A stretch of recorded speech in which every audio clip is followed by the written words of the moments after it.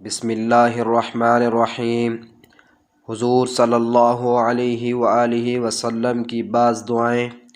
صحیح مسلم میں حضرت ابو سعید رضی اللہ سے مروی ہے کہ حضرت جبرائیل علیہ السلام نبی اکرم صلی اللہ علیہ وآلہ وسلم کے پاس تشریف لائے اور فرمایا، اے محمد صلی اللہ علیہ وآلہ وسلم، کیا آپ کو تکلیف ہے؟ آپ صلی اللہ علیہ وآلہ وسلم نے فرمایا، ہاں ہے۔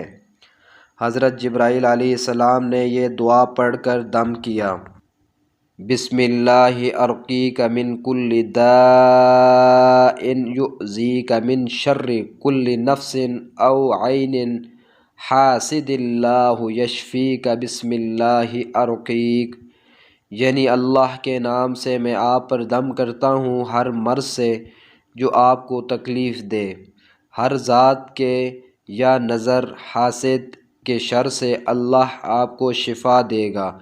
اللہ کے نام کے ساتھ میں آپ پر دم کرتا ہوں۔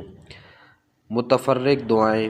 حضرت ابو ہریرہ رضی اللہ تعالی عنہ سے مروی ہے کہ جب نبی کریم صلی اللہ علیہ وآلہ وسلم کو کسی بات کا صدمہ ہوتا تو آپ صلی اللہ علیہ وآلہ وسلم آسمان کی جانب سر مبارک اٹھاتے اور سبحان اللہ العظیم پڑھتے، اور جب دعا میں خوب صحیح فرماتے تو یا حی یا قیوم پڑھتے۔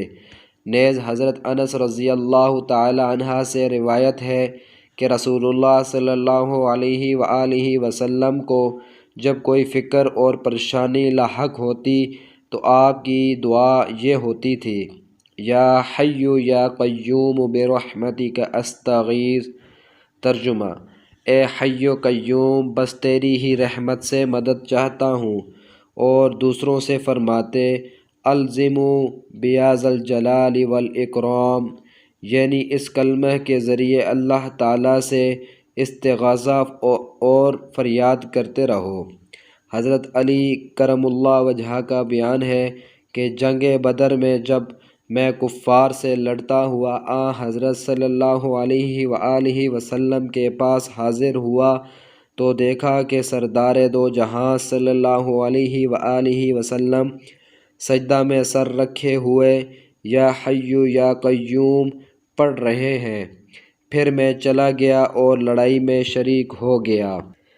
پھر خدمت اقدس میں حاضر ہوا تو آپ صلی اللہ علیہ وآلہ وسلم بدستور اسی طرح سجدے میں سر رکھے ہوئے یا حی یا قیوم پڑھ رہے ہیں، یہاں تک کہ اللہ تعالیٰ نے آپ صلی اللہ علیہ وآلہ وسلم کو فتح کی خوشخبری سنا دی۔ جب حضرت صلی اللہ علیہ وآلہ وسلم کو کسی امر میں زیادہ پریشانی لاحق ہوتی تو چادر بچھا دیتے، کھڑے ہو جاتے اور دعا کے لیے اپنے ہاتھ اتنے لمبے کر دیتے کہ آپ صلی اللہ علیہ وآلہ وسلم کی بغل کی سفیدی تک دکھائی دیتی۔ جب آپ صلی اللہ علیہ وآلہ وسلم دعا ختم کرتے تو دونوں ہاتھوں کو چہروں پر مل لیا کرتے، دعا و استغفار کے الفاظ 3 مرتبہ دہراتے۔ آپ صلی اللہ علیہ وآلہ وسلم دعا میں بندی و قافیہ بندی سے کام نہ لیتے تھے۔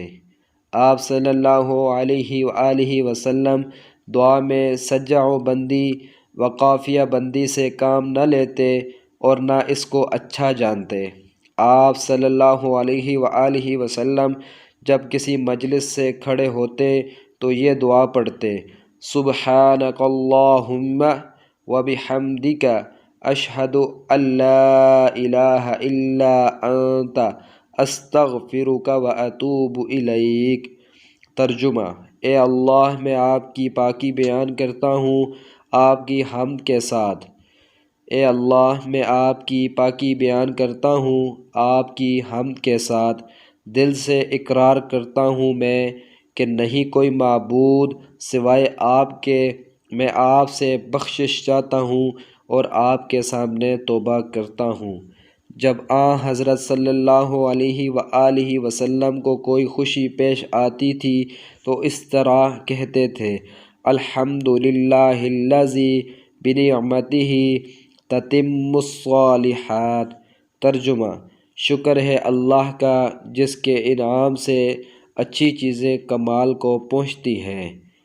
اور جب ناگواری کی حالت پیش آتی تو فرماتے الحمد للہ کل حال۔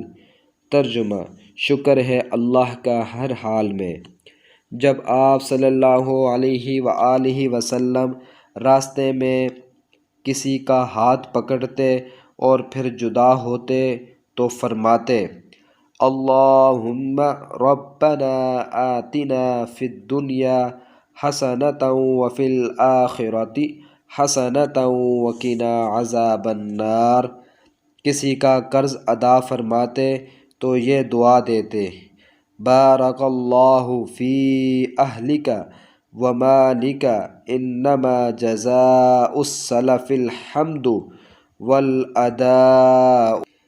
ترجمہ: اللہ تعالیٰ تیرے گھر بار اور تیرے مال میں برکت دے، آمین۔ قرض کا بدلہ تعریف اور بروقت ادائیگی ہے۔ جب کوئی شخص نیا لباس پہن کر خدمت اقدس میں حاضر ہوتا تو آپ صلی اللہ علیہ وآلہ وسلم اس کی تعریف کرتے ہنستا ہنستا، یعنی بہت خوب، اور پھر فرماتے اہل و خالق، یعنی پرانا کرو اور بوسیدہ کرو۔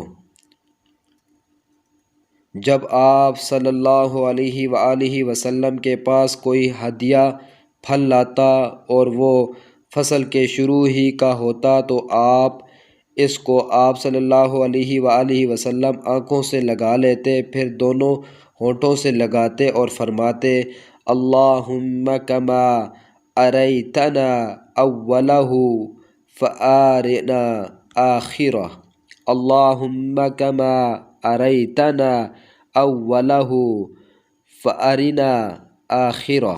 ترجمہ: اے اللہ، جس طرح آپ نے ہمیں اس پھل کا شروع دکھایا بس اس کا آخر بھی دکھا۔ پھر بچوں کو دے دیتے تھے جب بچے بھی اس وقت پاس ہوتے تھے۔ جب آپ صلی اللہ علیہ وآلہ وسلم لشکر کو رخصت فرماتے تو یہ دعا دیتے استودع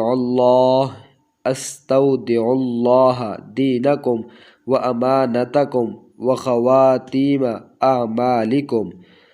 ترجمہ: میں اللہ کے سپرد کرتا ہوں تمہارے دین کو اور تمہارے قابل حفاظت چیزوں کو اور تمہارے اعمال کے انجاموں کو۔